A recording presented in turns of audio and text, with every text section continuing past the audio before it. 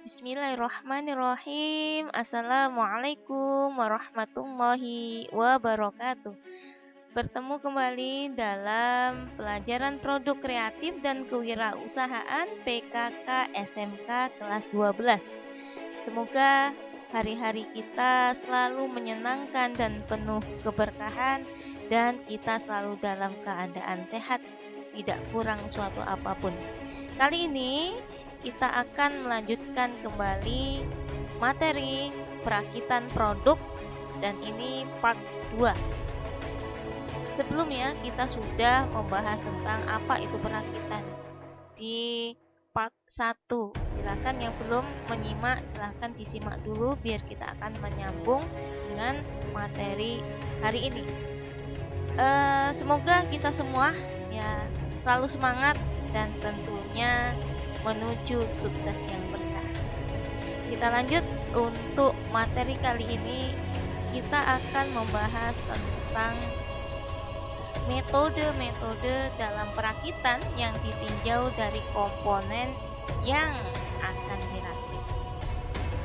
Metode-metode dalam perakitan di sini ada metode perakitan yang dapat ditukar, ada perakitan dengan pemilihan, dan ada perakitan secara individual. Perakitan yang dapat ditukar itu adalah merupakan metode yang akan dirakit dan itu ditukar satu sama lain, karena bagian tersebut dibuat oleh suatu pabrik secara massal dan sudah distandarkan, itu baik menurut ISO, DIN ataupun CIS atau yang lainnya.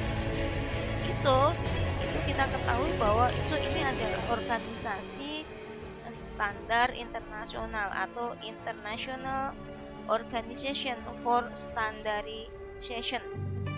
Dan untuk DIN itu sendiri itu merupakan standar Jerman ya, yang diakui oleh pemerintah Jerman sebagai badan nasional standar resmi yang mewakili kepentingan Jerman ya, di tingkat internasional dan Eropa.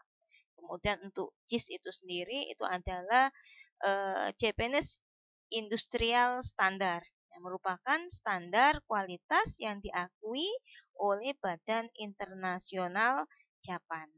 Nah, dalam metode perakitan yang dapat ditukar ini, ya ini merupakan komponen yang telah distandarkan, dan waktu perakitan sebenarnya komponennya itu lebih cepat, ya lebih cepat. Kemudian ketika ada komponen yang rusak, karena memang komponennya sudah terstandar, ya maka dapat diganti dengan komponen yang sejenis yang ada di pasaran. Nah, itu yang pertama. Yang kedua itu adalah perakitan dengan pemilihan. Perakitan dengan pemilihan ini merupakan metode perakitan dengan komponen-komponennya itu dihasilkan dengan produksi massal yang pengukurannya tersendiri menurut batasan-batasan ukuran. Nah, kemudian untuk yang ketiga adalah perakitan secara individual, yang mana pengerjaannya itu tidak dapat dipisahkan antara pasangan satu dengan pasangannya, karena pengerjaannya harus berurutan tergantung bagian sebelumnya. Kenapa? Karena salah satu komponen yang berpasangan tersebut harus kita selesaikan terlebih dahulu, baru kita bisa memasang atau menyusun komponen dengan ukuran patokan yang diambil dari komponen yang pertama. Nah, itu untuk metode dilihat atau ditinjau dari komponen yang dirakit. Kemudian, ini adalah metode yang ditinjau dari proses penyambungan komponen. Ada yaitu metode kaskade, metode keseimbangan, dan metode knockdown atau bongkar pasang. Untuk yang pertama metode kaskade, yaitu ini merupakan metode perakitan antara komponen dengan langkah yang berurutan, yang pada dasarnya ini metode banyak digunakan untuk sistem penggabungan atau penyambungan antara komponen dari bahan plat tipis, yaitu dengan sistem riveting ya, atau keling, yang mana itu biasanya dengan paku keling ya, yaitu jenis paku ya, pakunya yang itu terbuat dari logam yang memiliki ujung batang yang cukup besar. Nah, kemudian yang kedua adalah metode keseimbangan. Ini merupakan penyambungan komponen dengan spot welding. Apa itu spot welding? Spot welding itu merupakan proses pengelasan resistance dengan jenis sambungan lap joint dengan las berupa titik untuk penyambungan dari dua buah elektroda ya, yang saling berlawanan. Ya. Silakan googling gitu ya, biar semakin lebih paham apa itu spot welding. Kemudian ini biasanya ya ini digunakan di industri ya, mobil, kereta api, pesawat ya, pesawat terbang ya. Dan keseimbangan itu sendiri maksudnya itu adalah posisi sambungan di beberapa titik itu harus dilakukan secara seimbang. Nah, kemudian yang ketiga adalah metode knockdown, yaitu bongkar pasang. Metode ini ya, ini bertujuan untuk memudahkan dalam mobilitas ataupun transportasi ataupun memudahkan proses perawatan ketika mau mengganti komponen bagian dalam ya, dan memudahkan dalam operasional pekerjaan. Kemudian konstruksi menjadi lebih sederhana. Dan metode knockdown ini ya umumnya menggunakan sambungan dengan baut, mur atau screw ya, sehingga mudah untuk bongkar pasang. Lanjut ya, kita akan membahas tentang apa itu desain manufaktur. Desain manufaktur ini sesuatu hal yang sangat urgen sekali dalam proses produksi massal dan terkait assembling ini sendiri ya. Kenapa gitu ya? Karena desain manufaktur atau check for manufacturability gitu ya, atau kita kenal dengan DFM, itu adalah desain produk untuk semua aspek dari proses manufaktur dalam rangka untuk mengoptimalkan kemampuan manufaktur dari desain awal. Jadi dari sini kita bisa memahami gitu. Jadi sebenarnya proses desain yaitu merupakan langkah awal ya, langkah awal dari proses manufaktur, dan sebagian besar 80% biaya produksi itu ditentukan pada proses desain ya. Karena sangat pentingnya desain ini, maka kita mengerucutkan untuk tujuan desain manufaktur itu tujuannya adalah tentunya yang pertama kita mendesain dulu yaitu untuk meningkatkan mutu produk. Kemudian selanjutnya tentunya ketika kita tidak asal membuat ya, kita desain dulu ya, maka tentunya ini akan mengurangi biaya produk atau produksi itu sendiri. Kemudian ya tentunya akan mengurangi waktu yang dibutuhkan untuk pengembangan produk ya. Dan ada yang mengatakan lagi gitu ya, bahwa ini akan bisa mempersingkat waktu perakitan, akan bisa mengurangi lead time ya. Jadi kenapa ya, karena kita sudah mendesain, kita sudah merancang, tidak asal dalam membuat ya. Maka ini kita akan mendapatkan ya mutu produk yang sesuai yang diinginkan. Kemudian Kemudian kita akan membahas tentang apa itu prinsip ya desain untuk manufaktur. Karena begitu pentingnya, maka kita harus perhatikan prinsip-prinsip ketika mendesain untuk manufaktur. Yang pertama, prinsipnya itu adalah DFM dan optimasi. Ya. Di sini kita mengatakan bahwa sebenarnya untuk DFM ya, ini mengoptimalkan proses desain produk awal ya, kita katakan gitu, dalam tahap konsep desain untuk memastikan bahwa produk dapat diproduksi dengan mudah. Kemudian desain produk bisa sesederhana mungkin dengan mengubah pada fitur agar sesuai dengan kemampuan fasilitas manufaktur. Nah itu, dan ini yang sangat penting juga gitu ya, yaitu memperhatikan bagian terdepan dari proses NPD. Apa itu proses NPD? NPD itu merupakan New Product Development, yang merupakan proses peluncuran produk hingga pengembangan sampai produk tersebut diterima dengan baik oleh market atau pasar, sehingga sampai membuat produk tadi menghasilkan pendapatan untuk perusahaan. Itu yang pertama. Itu prinsipnya. Kemudian yang kedua yaitu keseluruhan proses adalah kuncinya. Jadi desain untuk manufaktur dilakukan melalui kerjasama dari berbagai departemen fungsional. Maka secara keseluruhan proses itu semua kunci dari keberhasilan untuk desain manufaktur ini. Kemudian yang ketiga adalah perubahan dalam proses desain.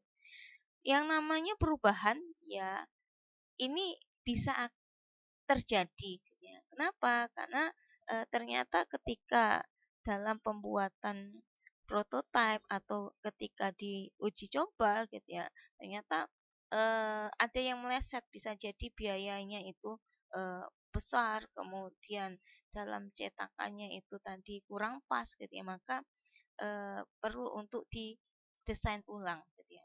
Maka untuk melaksanakan program desain untuk perusahaan manufaktur ya, tentunya harus bersedia untuk menjalani perubahan ya, tidak kaku ya. Karena itu gitu ya, karyawan itu ya tentunya dijauhkan dari sikap individualis dan karyawan dilatih untuk menjadi pemain dalam tim ya, jadi kompak. Kemudian untuk desainernya sendiri itu memang dididik dengan operasi manufaktur, dan semua pegawai harus sadar tentang bagaimana mereka membuat pilihan yang nantinya akan mempengaruhi operasi dalam pengembangan proses. Jadi ketika ada perubahan dalam proses desain ya, mau tidak mau desainer akan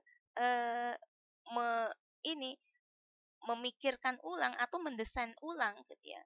Jadi tidak individualis gitu. Nah, kemudian keempat ya, itu adalah pengetahuan manufaktur dalam tahap pengembangan konsep dan desain. Untuk DFM ini seseorang harus menetapkan fungsi desain ya, dengan pengetahuan yang lebih dari operasi manufaktur. Yang paling efektif ya itu adalah mewakili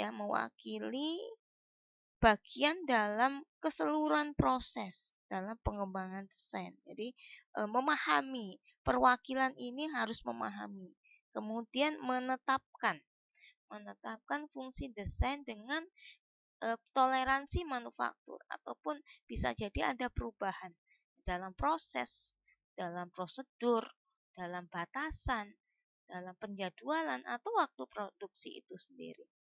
Maka sebagai pemeriksaan akhir pada desain, orang yang melakukan manufaktur itu harus bisa meninjau desain produk dan spesifikasi dari produk itu sendiri. Kemudian Yang kelima itu adalah penggunaan sistem intelijensi CAD ya dan teknologi komputer lainnya pada DFM. Untuk teknologi ya ataupun penggunaan CAD komputer aided design ya. Ini merupakan peningkatan penggunaan sistem dan kemajuan teknologi yang semakin mempermudah desainer ya dalam membuat DFM ya, design for manufaktur yang lebih mudah. Kemudian banyak desain yang dimodelkan dan dianalisis pada sistem ini. Dan CAD ini sendiri ini merupakan suatu program komputer untuk menggambar suatu produk atau bagian dari suatu produk yang ingin digambarkan. Ini biasanya diwakili oleh garis-garis ya ataupun simbol-simbol yang memiliki makna tertentu. Dan CAD ya, CAD ini bisa berupa gambar 2 dimensi dan 3 dimensi ya. Jadi dengan penggunaan CAD ini dan teknologi komputer ini memang sangat mempermudah desainer ketika membuat desain. Ini prinsip yang perlu kita pahami. Kemudian kita akan membahas ya masih tentang desain ya, yaitu tahapan dalam desain for manufaktur, tahapan dari DFM. Yang pertama ya, karena desain itu sangat penting, maka yang perlu diperhatikan itu adalah biaya manufaktur ya. Berapa biaya yang akan dibutuhkan dalam produksi nantinya, maka dirancang desain dari awal, kemudian mengurangi biaya komponen ya. Biaya komponen ini dikurangi, ini merupakan strategi untuk meminimalkan biaya dengan melakukan desain ulang. Ketika apa? Ketika diketahui bahwa ada pemborosan komponen, maka di awal tadi ketika mengestimasi biaya manufaktur ya, itu ada biaya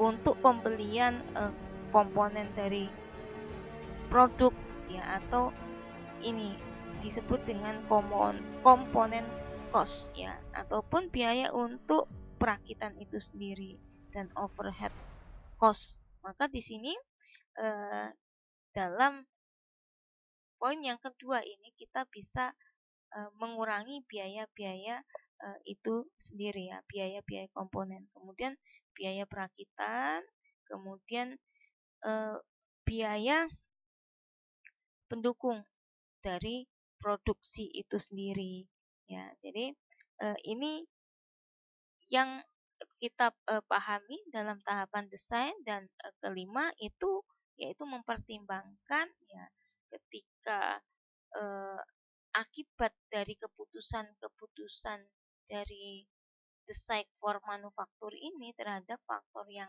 lain ya. Jadi ini yang perlu diperhatikan terkait biaya ya, untuk biaya manufaktur itu sendiri, komponen, perakitan, dan pendukung produksi. Selanjutnya itu adalah proses dalam produksi menuju perakitan. Proses dalam produksi menuju perakitan di sini diambil secara umum ya, secara umum, karena pada hakikatnya namanya itu berbeda-beda, namun dikerucutkan itu bisa dengan istilah yang diwakili dengan istilah yang akan kita bahas. Yang pertama itu adalah tooling. Tooling ya itu merupakan bagian dari mesin-mesin industri yang dibutuhkan untuk mencetak komponen-komponen produk yang akan dirakit. Jadi tooling di sini ini merupakan bagian dari mesin industri yang mana fungsinya adalah mencetak komponen ya, mencetak komponen yang komponen ini tentunya yang akan kita rakit nanti gitu ya. Dan kemudian ya proses selanjutnya itu adalah EFT. EFT ya, ini kita mengenalnya dengan Engineering Validation Process, yang mana ini merupakan langkah untuk memperbaiki cetakan pada fase tooling ya. Kenapa? Karena di dalam fase tooling bisa jadi ada hasil cetakan yang kurang pas ya, kurang pas dengan desainnya gitu ya. Bisa jadi kurang pas dengan ketika digabungkan dengan komponen yang lain gitu ya. Maka dalam di langkah ini ya, di langkah ini adalah langkah untuk memperbaiki cetakan pada kesalahan-kesalahan ataupun ketidaksempurnaan dalam fase toolingnya. Nah, kemudian selanjutnya itu adalah proses DVT. DVT ini itu adalah Design Validation Process. Design Validation Process ya, ini adalah langkah untuk memastikan bahwa komponen-komponen itu berfungsi sebagaimana mestinya. Jadi ketika sudah melewati tooling, kemudian EVT ternyata sudah diperbaiki komponen tersebut ya dengan cetakan yang lebih sempurna ya, dengan cetakan yang baru, dia akan melewati DVT ya. Apa itu gitu ya? Tentunya kita akan melakukan uji coba ya. Uji coba, kemudian menyusun rencana lini perakitan. Ini uji coba tahap akhir ini ya, ini sampai kita itu memang benar-benar yakin kemudian mampu melakukan manufaktur dan lini perakitan atas komponen-komponen yang telah lulus dari tes awal sampai tahap akhir. Karena DVT ini merupakan tahap akhir ya, tahap akhir, dan ini merupakan suatu proses yang memerlukan gitu ya, memerlukan ini waktu yang biasanya memakan 6 pekan ya. Karena apa? Karena memang untuk benar-benar memastikan sebelum kita memproduksi secara massal komponen-komponen ini, dan selanjutnya ke proses selanjutnya yaitu perakitan itu sendiri. Nah, namun ketika sudah melewati tooling, EVT, kemudian DVT gitu ya, kita sudah yakin dengan komponen ini ya, desainnya gitu ya, biayanya dan lain sebagainya, maka kita akan menuju ke proses selanjutnya yaitu PVT ya. PVT merupakan Production Validation Process, yang mana fase ini ya kita sudah bisa melakukan produksi atau komponen yang sudah lulus uji, dan ini dalam proses ini ya, ini mengalami uji coba yang mana tentunya bukan produknya ya, tapi perencanaan lini perakitan dan proses produksi. Jadi di sini kita harus mampu untuk memperbaiki lini-lini perakitan dan proses itu sendiri ya, karena kita sudah melewati berbagai proses dan komponen kita sudah siap ya, siap untuk dirakit, dan tentunya kita siap untuk melakukan produksi massal. Nah, kemudian gitu ya, yang perlu kita pahami ini adalah line balancing ya. Apa itu line balancing? Nah, ini kita bahas ya. Ini merupakan suatu analisis yang mencoba melakukan suatu perhitungan keseimbangan hasil produksi dengan membagi beban antar proses secara berimbang. hingga tidak ada proses yang delay ya, akibat terlalu lama menunggu keluarnya produk dari proses sebelumnya. Jadi ini sudah kita analisis ya, tentunya dihitung ya, kita uji cobakan ya, dengan perhitungan yang berimbang ya, antara hasil produksi dengan kita bagi dari biaya ya. Biaya tadi sudah kita estimasi ya, biaya perakitan, biaya komponen ya, atau overhead gitu ya, antara proses ya, ini secara berimbang.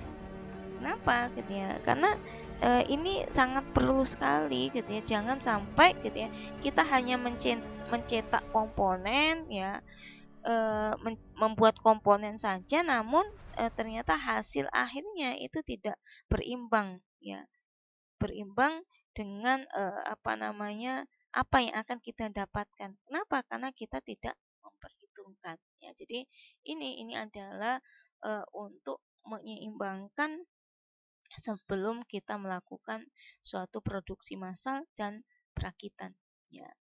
Alhamdulillah, materi untuk perakitan ya, perakitan produk sudah kita bahas. Semoga kita mendapatkan ilmu ya dan keberkahan ya. Terima kasih, semoga bermanfaat. Mohon maaf atas segala kekurangan. Salam sukses berkah. Wassalamualaikum warahmatullahi wabarakatuh.